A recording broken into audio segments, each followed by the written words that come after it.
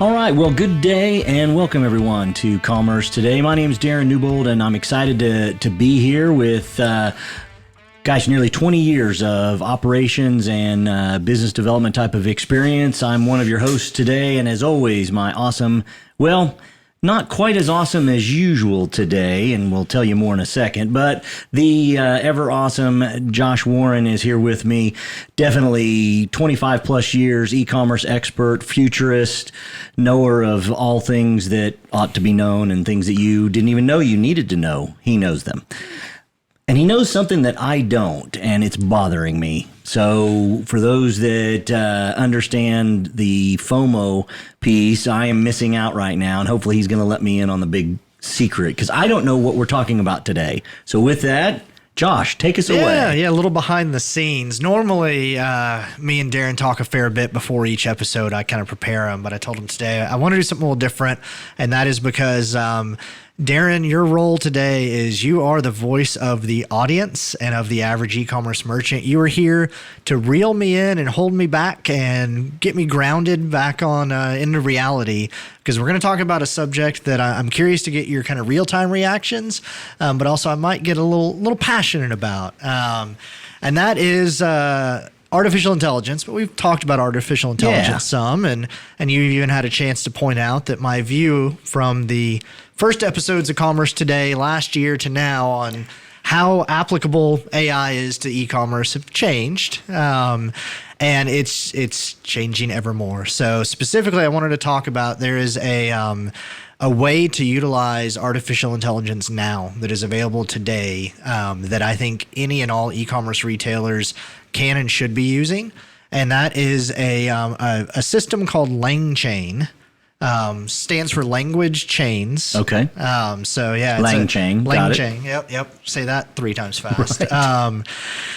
Basically, it's a library, and it's available in both Python and JavaScript. And it is a library that allows you to chain together different large language models. So that's where you get LangChain.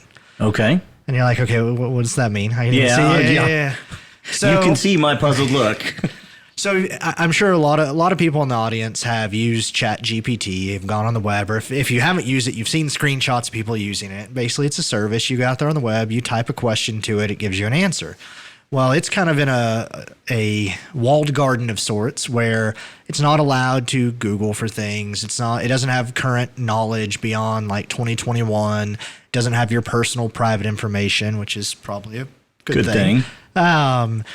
But yeah, so it has some limitations there. What LangChain does is it allows you to use the OpenAI API, or as we'll talk about a little bit later, any other large language model, so it doesn't have to be ChatGPT, and it allows you to connect it in with other tools, other services. Well, this is where the world of innovation around these large language models is changing literally by the hour.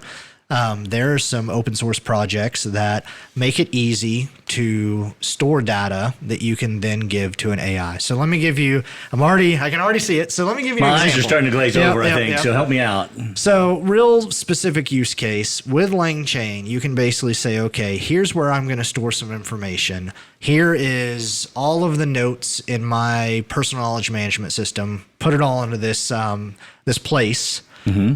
And then connect that up in a chain with the OpenAI API. Then I can ask questions, and I can say, okay, hey, what's my favorite Mexican restaurant? Well, normally it's going to say, as a large language model, I don't have access to that information. Well, when you chain it together like this, you can tell it, hey, here's some tools you can use. And that's the most powerful concept, really, I think, for e-com retailers, is this idea of tools. So it's not, let me pause you real quick. So it's not just language. So it's not just you're typing in, maybe you typed in your background information and said your favorite Mexican food is quesadillas or whatever. Well, yeah, if that's in your personal knowledge management system, if that's in the information, but you don't have to actually type it in. Like right now, you can tell it, my favorite color is blue, and then later say, what's my favorite color? And it remembers blue. That.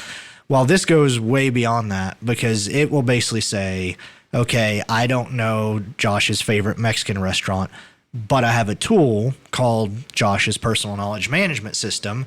I can send a message to that tool and say, hey, do you know this?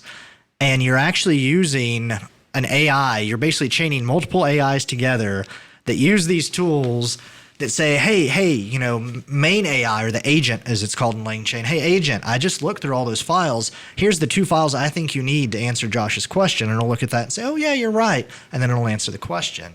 Or it'll say, you know, this was okay, but I also see I have a tool called Google search. So maybe I'll do a Google search based on the name of that Mexican restaurant so that I can add more information in my response. So, and there are, goodness, probably 20 or 30 tools already built into LangChain, and you can add your own as well. So it can pull in, Slack's not there yet, but it's pretty easy to add Slack yourself. But it can pull in from Google Docs, it can pull in from the web, it can pull in from images, it can pull in from PDFs. There are lots of different tools it can pull in from. Well, this is where I realized, wait a second, like these agents that you can build with this system. And one of the things I already kind of jumped straight past is it's open source. It's a GitHub repo. Anybody can download LangChain. Anybody can use it. So it's not something you have to pay for. It's not something you have to, you know, it's not this big complex thing. It is a pretty fast, simple, easy thing to use. Well, you can set up one of these agents, and let's say you build a tool that connects it into your customer service knowledge base.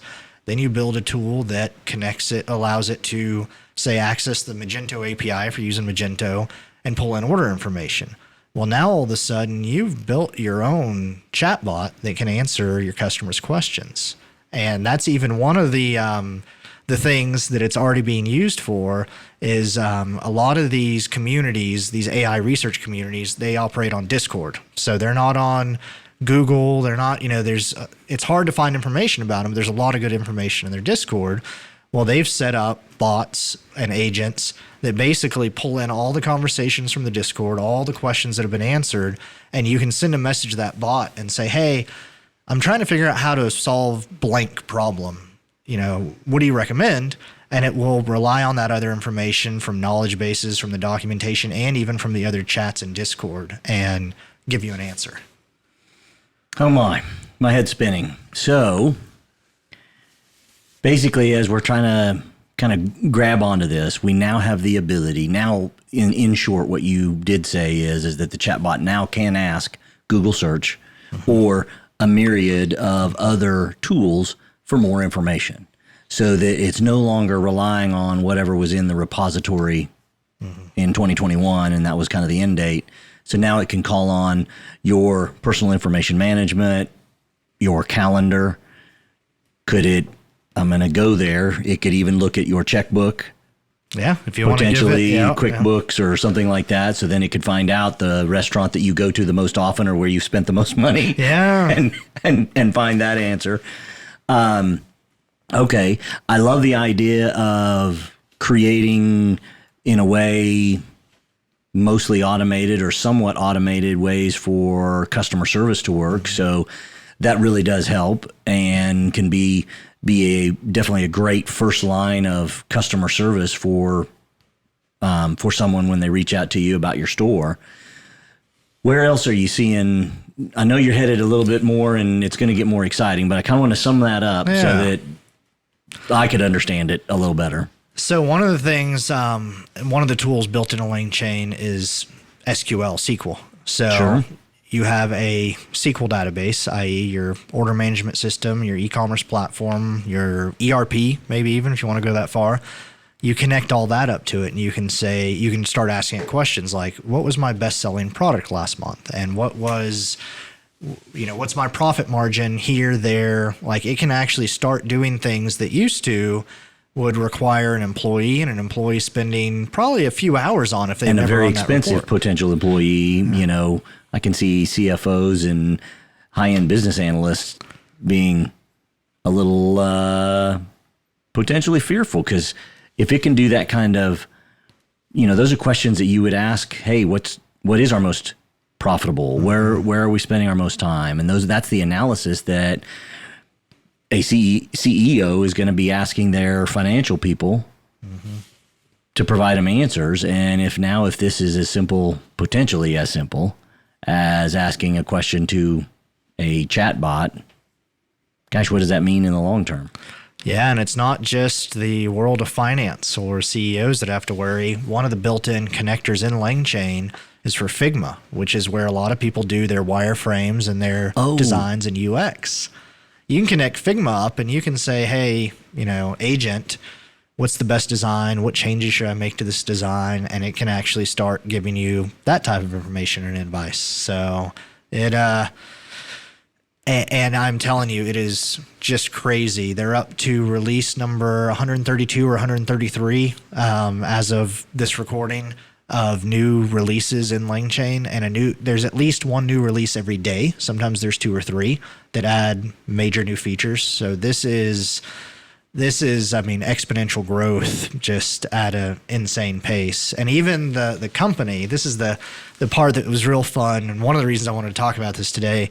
So LangChain is an open source project. It's a GitHub repository. It was basically a side project from someone that was very interested in artificial intelligence. His name's Harrison Chase, and actually the LangChain repo is still under Harrison's name and not like a company name because it was a side project. Well, they announced yesterday that, reading between the lines, some venture capitalists came and said, here's $10 million. We know you don't have a company and this is just a side project, but now you have a company. Make this a real thing. And here's $10 million. And here's $10 million to help you do it. So they've done 133 releases in just a few months off of open source contributions, a community, and a passion project. Now they have $10 million to invest in hiring full-time developers to work on this. So this is... All right. So... everyone out there, take a big deep breath.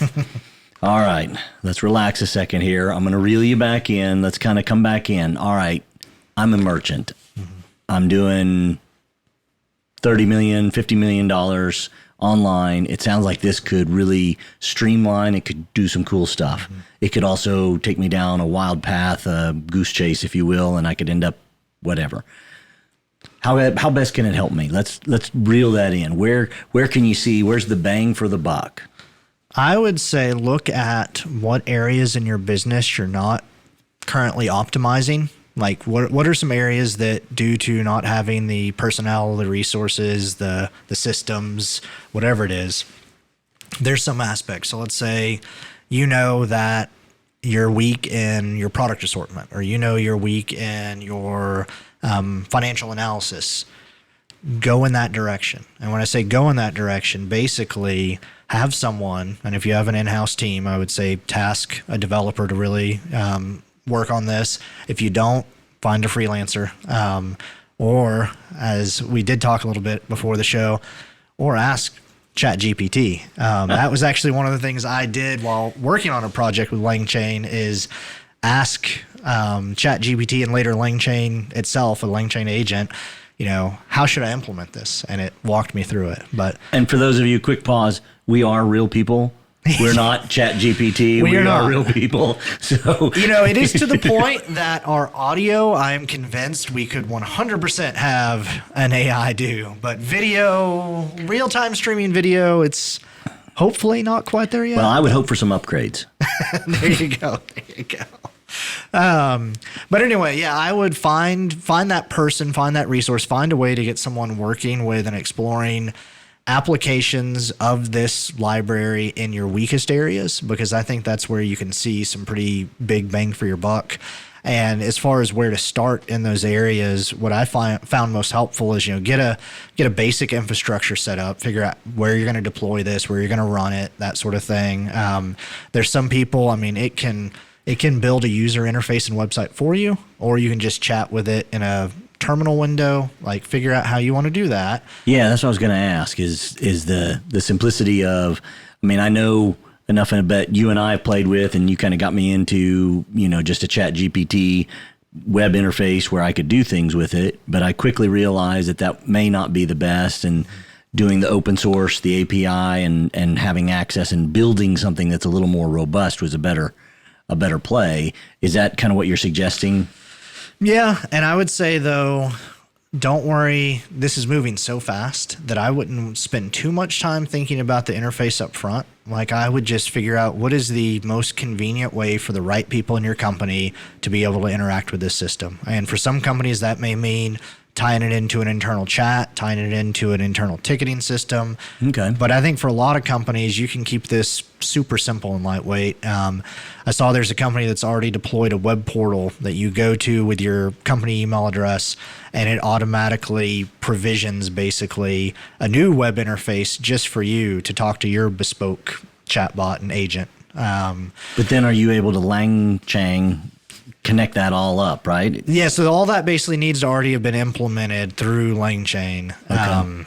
And one of the things, let me finish. Sorry, I've got 7 open threads here because this is cool stuff. But anyway, let's go back to that setup, like for your financials, whatever area you're weakest in. Just pull in data. Start pulling in as much data as you can in that area. Find ways to pull it in, and then create it as a tool for that agent. Because once you start giving the agent tools, you can actually see its thought process, and that will help you figure out what other tools, what other directions to go in. So it can almost guide you in the best directions to go. So, and I do think like this is something that if you're selling online and if you have a SQL database or an API to access your data, you ought to be looking at this and using this. I think I'm gonna have to go back and watch iRobot. I think that's a good one. Anyway, wow, there's a lot here, and this is it's really, really cool. It being that merchant, and I'm kind of playing, and I don't even have to play this. I am the dumb guy here. Kind of, it sounds complicated, Josh, I have to say. And I know your enthusiasm and you're so excited about it makes it feel like, hey, just anybody could do it. And I know I ran into challenges when you and I were just very simply getting into some of this. I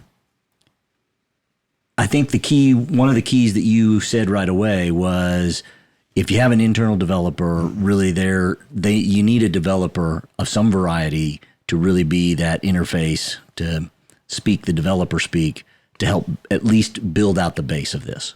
Correct? And that can be someone that maybe you hire, even Fiverr-ish or whatever, the OB desk or something. There's another O-desk, I think, O-desk that's out there. So there's some things inexpensively that you could do pretty quickly. So let's assume for a moment I've done that, and kind of to quickly kind of bring this all together and finalize it, if you will. What's kind of you said the quick hit is looking for a problem and deploy this against that.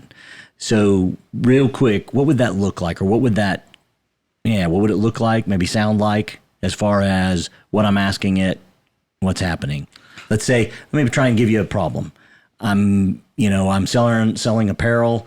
I've got a line of T-shirts that just aren't selling, and I don't know why. Everything else I'm selling, my shoes, the accessories that go with it, are all doing great, but my T-shirts are just not hitting it.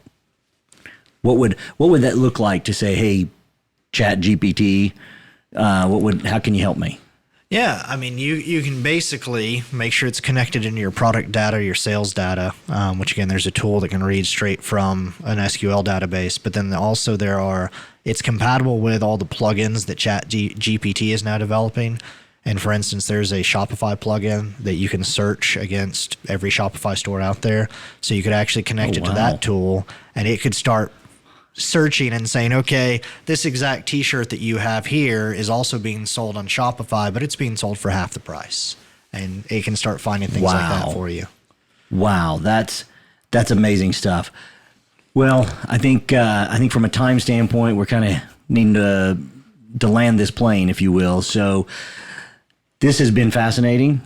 I think we have probably at least another show or two that we could do on this. Last thoughts. Well, 3 things. Hopefully not going over time, but if we do, it's all right.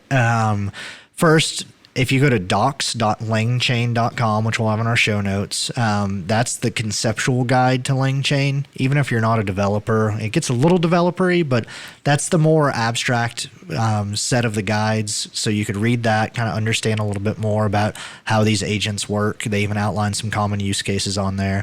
We didn't even get to this yet, but the real power of LangChain, and I think why VCs are excited about it, is you don't have to just use ChatGPT.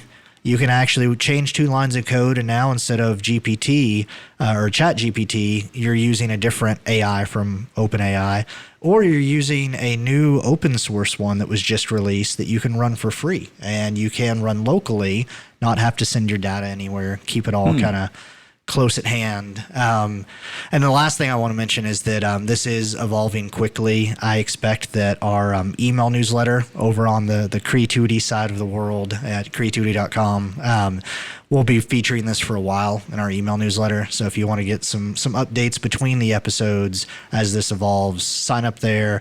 And then as always, I'll be tweeting about it nonstop, I am sure. Well, definitely pay attention to our social media channels and all of that. And gosh, we really thank you for joining us. This has been fun. It's been exciting. And we look forward to talking to you again. Until then, take care.